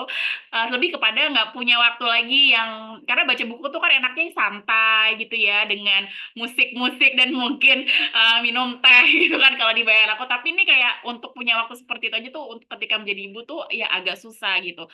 Cuma akhirnya saya mulai membaca buku lagi itu satu karena join komunitas buku, jadi ya mau nggak mau akhirnya kenalan sama orang-orang yang suka baca buku, terus sering share gitu. Walaupun tidak secepat dulu bacanya, tapi ya bisa memulai lagi sama pilih buku yang tipis dulu sih. Jadi kalau dari yang tadinya nggak suka baca atau misalnya udah pernah suka baca tapi terus turun untuk meningkat lagi tuh pilih yang tipis dulu bahasa Indonesia biasanya biar cepet nangkepnya gitu, nggak perlu translate bolak-balik kalau ada kata-kata yang nggak ngerti. Nah dari situ tuh saya jadi kayak kayaknya enak lagi ya baca buku, akhirnya pilih buku yang lain-lain lagi gitu sih. Mungkin sedikit tips dari pengalaman yang bisa dibagikan. Oke nih, Kak Hesti ada lagi pertanyaan dari Kak Putri Dianti Rajeng. Halo Kak Hestia, izin bertanya. Apakah ada tips Kak bagi orang yang ingin memiliki koleksi buku fisik di rumah namun terkendala budget? Menurut Kakak, bagaimana cara mengatur kapan harus membeli buku fisik? Silakan Kak Hestia. Ini sulit ya, karena pengendalian diri. Ngomongin soal budget, FYI, saya besar. Ini pertanyaan yang selalu ada, walaupun nggak cuma di ruang-ruang formal seperti ini ya, tapi juga di ruang-ruang informal seperti DM Instagram gitu. Karena selalu ada orang-orang yang nanya, Hestia punya budget berapa untuk beli buku? Jawaban saya adalah saya nggak punya budget. Karena ngelihat dengan kepala sendiri, ayah saya kalau belanja buku itu nggak pernah mikir. Jadi benar-benar kayak, ya udah suka bayar gitu kayak wow. Kemudian rumahnya jadi bingung, kayak jadi banyak bukunya, dan mungkin itu juga salah satu kenapa saya ngambil ilmu perpustakaan biar nanti suatu ketika misalkan saya diwariskan itu buku, saya tahu cara mengelolanya gitu. Tapi setelah saya besar dan mungkin belajar sedikit soal financial planning, yang bisa saya coba share adalah kita tahu dulu, kita kasih jeda waktu. Ini butuh atau sekedar ingin. Karena manusia itu kan makhluk yang sangat emosional ya sebenarnya ya. Ketika kita misalkan membiarkan sisi emosi kita yang mendominasi, bisa-bisa sisi rasional kita kalah. Ya kayak kalau kita beli hanya karena rasa iri dan dengki ngelihat orang lain punya baju baru gitu, ya kan itu berarti bukan butuh, tapi hanya sekedar ingin. Begitu pula dengan buku. Ini butuh atau ingin. Dan sekiranya memang butuhnya karena apa? Bikin rasional-rasional seperti itu. Semisal itu nggak works buat aku, Hestia. Ya, ini mungkin kalau ngomongin masalah budget, yang kedua adalah tunggu diskonan. Kita beruntung di Indonesia itu beberapa e-commerce ya, 2 e-commerce besar di Indonesia itu selalu punya diskon di tanggal kembar, di tanggal cantik. Tungguin aja. Penerbit besar biasanya selalu punya agenda-agenda untuk dia ngadain diskon 20% di e-commerce atau di webnya mereka gitu. Atau ikut kuis, ikut giveaway. Biasanya BBB Book Club juga suka ada kuis-kuis atau giveaway buku gitu. Nah, mungkin aja Instagram komunitas atau Instagram penerbit supaya bisa dapat gratis gitu ya. Meskipun memang jatuhnya kan kayak lomba ya, 1 banding sekian gitu. Tapi nggak apa-apa, kita coba aja dulu.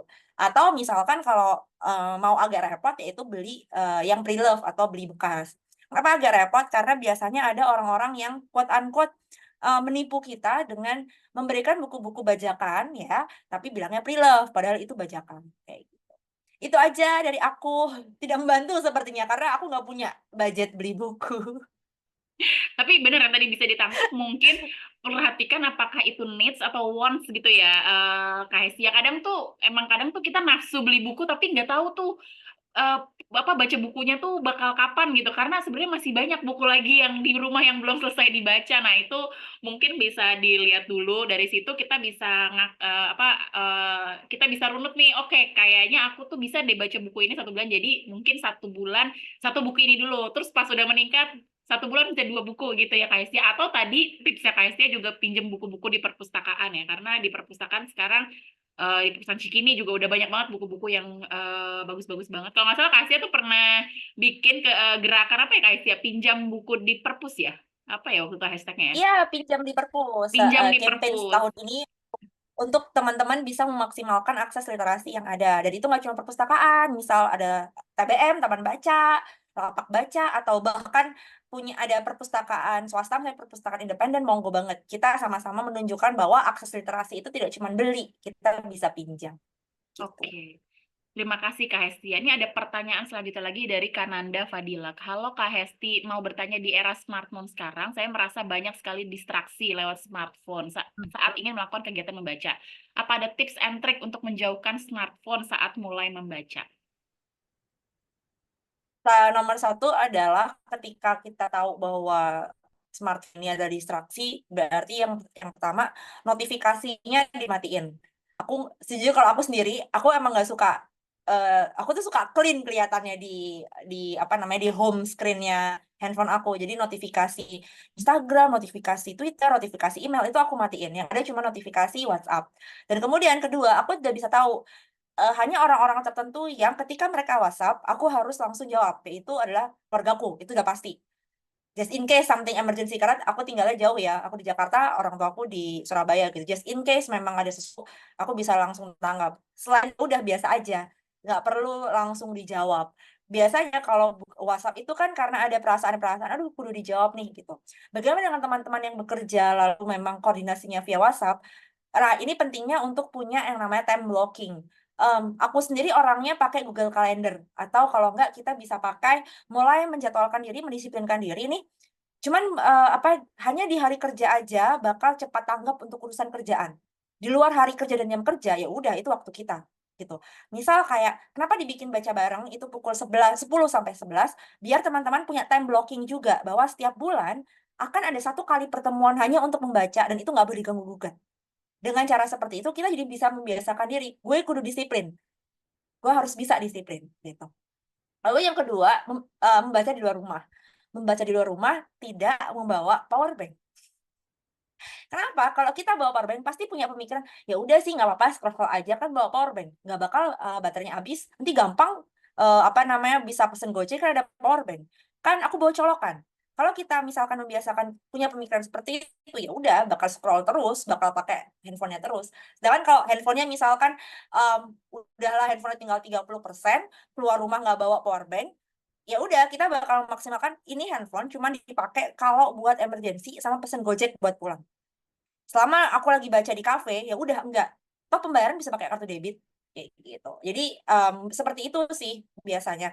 Nah, aku pribadi tadi ya balik lagi karena dibesarkan dengan cara orang tua yang tidak tidak tidak apa-apa ngasih anaknya dengan gadget. Jadi ya sejujurnya aku sama handphone ya biasa aja gitu, sama laptop biasa aja, sama iPad biasa aja karena aku nggak terlalu suka mantengin layar gitu.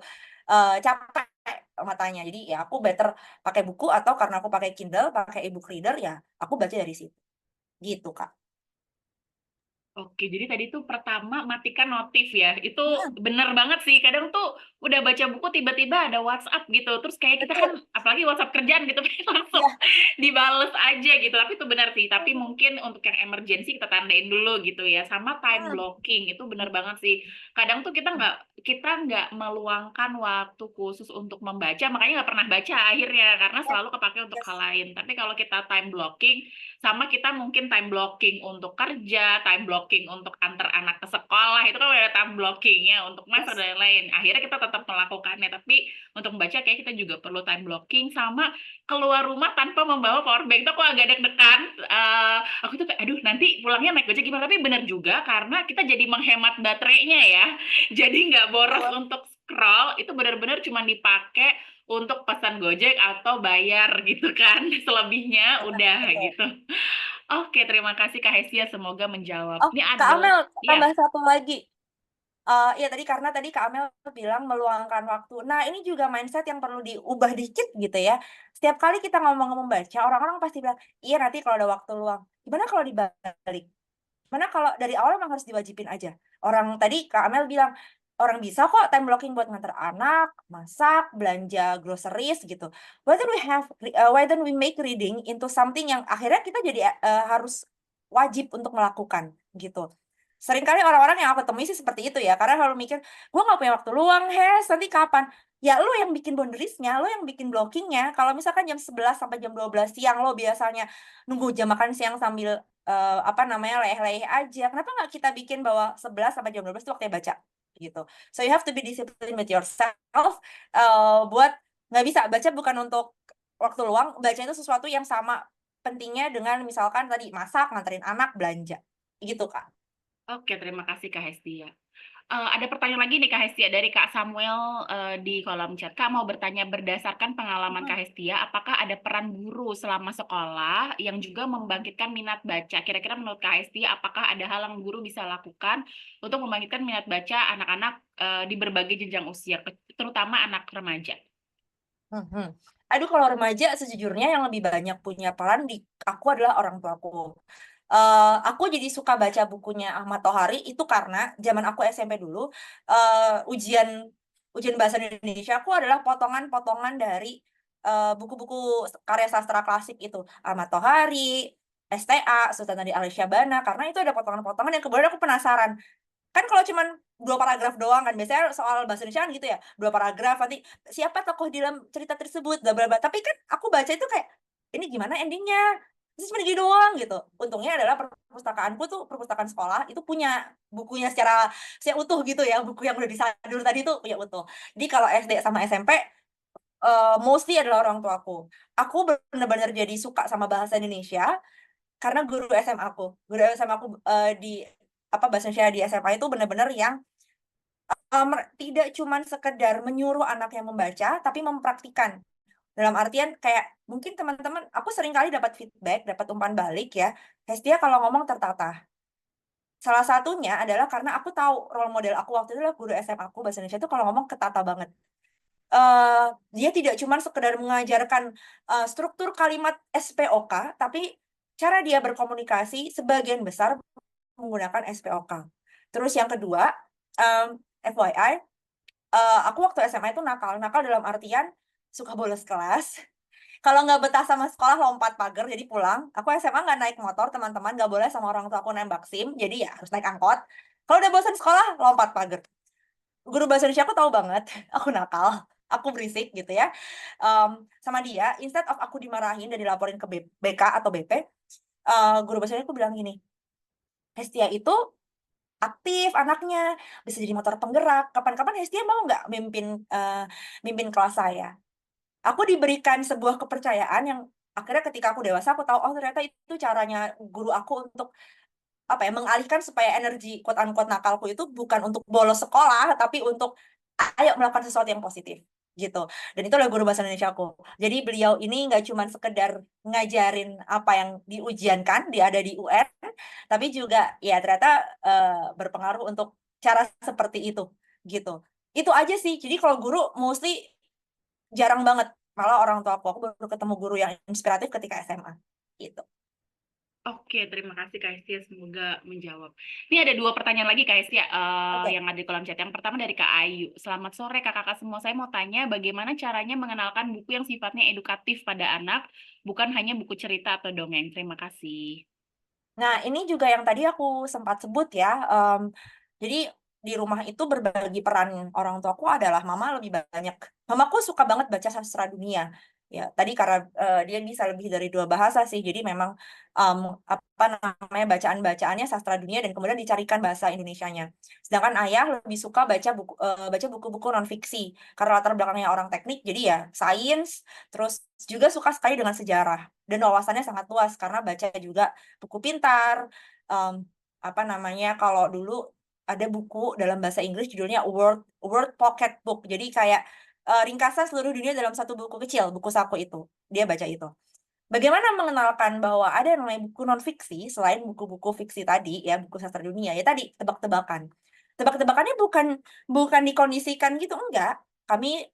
Ayah nyetir mobil, kami jalan-jalan gitu ya menuju toko buku, lalu ketemu sebuah plat nomor yang kalau di Surabaya kan L ya plat nomornya. Sebuah plat nomor yang bukan huruf L, misalkan huruf N gitu ya atau huruf S. Ayo coba tebak, ini huruf apa? Kalau huruf N berarti dari kota mana? Ketika anak yang nggak bisa, pasti akan merujuk. Coba dibuka dong, nanti di rumah, kan ayah punya buku pintar. Atau kalau misalkan lebih advance, ini aku inget banget SMP, SMA, ayahku bilang, kenapa ketika udah ada palang kereta api sudah bunyi alarmnya, ninu, ninu, kayak gitu-gitu, terus kemudian ada mobil yang melintas di atasnya, maka kemudian mobilnya mesinnya akan mati. Padahal dia masih bisa jalan gitu. Itu kan sebuah teka-teki yang akhirnya bikin mikir ya. Terus kayak ketika kita nggak bisa jawab, ayah punya bukunya di rumah. Coba deh judulnya ini, kamu nanti baca deh gini-gini. Akhirnya dari situ berkenalan lah dengan buku-buku yang edukatif itu tadi gitu. Dan buku-buku edukatif itu bukan buku pelajaran. Buku pelajaran waktu zaman aku sekolah sangat membosankan, hitam putih gitu ya. Meanwhile, tadi karena saya punya privilege, orang tua membelikan ensiklopedi, membelikan buku pintar yang berwarna gitu. Ya, yang disajikan yang itu gitu. Melihat ensiklopedi, aku punya ensiklopedi Disney berwarna dengan tokoh-tokoh Disney gitu. Jadi ya dibukanya di situ. Jadi bukan dijijelin gitu, tapi ayo kita main tebak-tebakan atau kamu tahu nggak kota negara Singapura itu ternyata cuman lebih kecil sedikit dari kota Surabaya. Hah, emang iya ya? Coba itu dibuka atlas dunianya kan udah punya. Coba kamu perbandingkan tuh angkanya kayak gitu. Dan akhirnya anaknya jadi ekspor juga. Gitu kurang lebih. Oke, jadi kayak membuat semacam permainan menarik gitu ya, Kak Hestia ya. Jadi anak tuh juga ngelihatnya bukan disuruh baca buku gitu, Yes. tapi kayak berpengalaman bersama buku, tapi hal-hal yang menyenangkan dan mungkin membuat mereka pengen tahu gitu ya. Ya. Betul. Baik, nah kita cuma bisa baca satu pertanyaan lagi nih Kakak, mohon maaf ya kalau ada yang belum tepat. Jadi dari Kak Tutut di Blitar, mohon maaf mau tanya saya itu kalau membaca buku masih 2 atau 3 lembar itu kok seringnya mengantuk. Nah, ada cara nggak Kak untuk mengatasinya? Ini kayaknya juga dialami oleh beberapa orang nih Kak, termasuk saya sendiri kadang-kadang ya. Gimana tuh Nah, Kak? ini ada cara yang sering banget di kalangan teman-teman pustakawan sih sering banget dibilangin. Aku lupa lagi siapa nama orang apa tokohnya, tapi kurang lebih gini. Kalau ternyata sampai 50 halaman pertama kamu sudah bosan, ya jangan-jangan itu bukunya not for you at the moment. Bukan untuk kita pada saat itu gitu. Misal nih, aku mengalami sendiri soalnya. Ada satu buku yang ngebahas soal recovering dari patah hati. Tapi kondisiku sekarang tidak patah hati. Ketika aku baca buku itu nggak relate dan akhirnya aku kayak ngerasa kok ngebosenin ya. Ya udah drop aja, nggak nyampe. Itu bahkan nggak nyampe 10 halaman baru aku drop. Jadi jangan-jangan buku yang kita baca itu tidak relate dalam keadaan kita, tidak relate dengan mental state kita. Memang atau bukan sesuatu yang emang kita minati. Bisa jadi baca ya hanya karena orang lain baca, tapi dalam hati kecil kita nggak pingin, kita lagi nggak minat baca itu gitu. Nggak apa-apa, di drop aja. Jadi ya itu sih yang aku bisa kasih saran. Mungkin bisa jadi topiknya nggak menarik buat kita, kitanya memang belum ada moodnya. Kalau misalkan ternyata udah coba pilih buku yang bikin menarik gitu, coba ikutan acara-acara komunitas. Jadi kayak seakan-akan jadi kayak punya teman berjuang bersama-sama gitu ya. Kayak ada teman-teman yang bisa kayak, aku udah sampai halaman sekian, kamu udah sampai halaman berapa gitu. Bukan untuk saling adu cepet-cepetan baca, bukan, tapi untuk sama-sama, iya ya, orang ini bisa loh baca sampai sekian. Aku coba deh, kuat nggak ya aku baca 5 halaman lagi, apakah aku bakal ngantuk atau tidak? Gitu. Bener banget sih. Jadi kalau aku refleksi diri tuh kadang mungkin bukan bukunya yang salah, cuman waktunya aja yang nggak tepat gitu ya. Karena aku juga pernah baca buku tentang slowing down, maksudnya untuk slowing, tapi lagi semangat-semangatnya. Jadi, lah kok malah begini sih gitu. Mungkin saat itu harusnya aku bacanya macam ini kali ya, apa namanya buku-buku tentang habits gitu ya, tiny Iya, habits atau atomic habits yang kayak justru membangkitkan semangat. Jadi mungkin benar banget kita mungkin lihat konteks diri kita. Misalnya kalau sebagai orang tua baru misalnya mungkin buku-buku parenting lebih cocok dibanding buku-buku productivity. Tapi kalau misalnya kita lagi berkarir dan itu mungkin buku-buku tentang productivity lebih cocok gitu. Atau misalnya kita pengen relax mungkin buku-buku fiksi, novel itu jadi lebih menyenangkan gitu kali ya Kak Hestia ya. betul-betul. Jadi pilih buku yang tepat. Oke. Mohon maaf ya kalau ada pertanyaan yang belum bisa terjawab, tapi mungkin nanti yang belum bisa terjawab bisa di-share pertanyaan, nanti aku bisa post ke Kak Hestia, siapa tahu Kak Hestia berkenan untuk menjawabnya via tertulis, karena ternyata nggak terasa kita udah sejam lebih mengobrol dengan Kak Hestia, ini menarik banget. Nah, tapi aku mau minta tolong buat teman-teman, boleh isi evaluasi, ada linknya di kolom chat, sudah ditaruh. Jadi ini untuk peningkatan kita ke depannya, jadi kita butuh masukan nih kira-kira bagaimana program ini dan kira-kira apa yang perlu ditingkatkan ke depannya. Kemudian dalam rangkaian Hari Buku Nasional juga, Read Aloud Jakarta Barat dan dengan Perpustakaan Jakarta Barat itu masih ada beberapa event lagi nih yang secara online bisa teman-teman join bareng. Jadi nanti minggu depan di hari Kamis itu kan hari libur ya. Nah, pagi-paginya itu kalau misalnya kita mau untuk belajar bareng, jadi aku akan share tentang memilih buku anak yang sesuai dengan tahapan perkembangan gitu. Jadi itu nanti aku akan share di situ bersama dengan moderatornya Kak Heni Widianingsi. Kemudian nanti di minggu depannya, hari Senin itu malam, kita juga ada bincang literasi dengan salah satu pendidik, penulis, dan juga pengelola sekolah berbasis literasi, yaitu Tetum Bunaya. Jadi Tetum Bunaya ini adalah sekolah dan sangat menekankan tentang pentingnya literasi, sehingga Tetum Bunaya ini juga menerbitkan beberapa buku cerita anak yang dipakai dalam pembelajaran di sekolahnya. Nah, itu kita akan berbincang dengan pengelolanya yang juga foundernya tentang industri buku anak di Indonesia. Jadi kita bisa melihat pasar buku anak dari perspektif penerbit independen. Jadi mungkin teman-teman yang mau mendalami tentang buku anak, kira-kira ada apa aja, kemudian marketnya seperti apa, bisa join di acara ini. Dan pertanyaan terbaik pada hari ini jatuh kepada Kak Desi yang tadi sudah bertanya. Silakan DM Read Aloud Jakbar untuk memberikan data pengiriman karena akan ada buku hadiah dari Read Aloud Jakbar. Nah, jadi teman-teman, ini salah satu opsi tadi yang Kak Hestia bilang bahwa mendapatkan buku gratis itu bisa dengan ikut-ikut acara seperti ini karena kita sering berbagi buku. Oke, itu saja dari kita pada hari ini. Kak Hestia mungkin ada pesan terakhir. Oh, sebelum itu mungkin kita foto bareng dulu ya, Kak, untuk dokumentasi. Silakan kakak-kakak yang mau di-open kameranya, bisa open cam. Karena kita senang banget nih yang join juga masih stay di sini sampai akhir. Berarti pembicaraan ini menarik dan semoga juga bermanfaat buat teman-teman baik yang sudah punya anak maupun buat dirinya sendiri untuk terus konsisten membaca.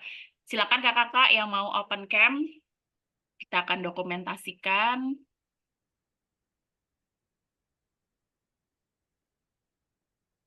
Baik. Oke, ini ada 2 slide, saya dokumentasikan dulu di slide pertama, 1, 2, 3. Oke, sebentar. Oke, slide kedua, 1, 2, 3.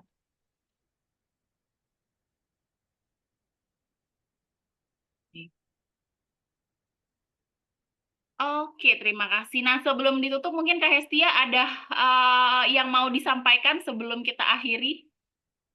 Aku akan mengulang lagi bahwa bacalah untuk kesenangan, bacalah karena emang butuh hiburan, and read everything that you want to read, that you can reach juga, biar kita tetap reading for pleasure, bukan reading for pleasure. Gitu aja dari aku, thank you banget teman-teman.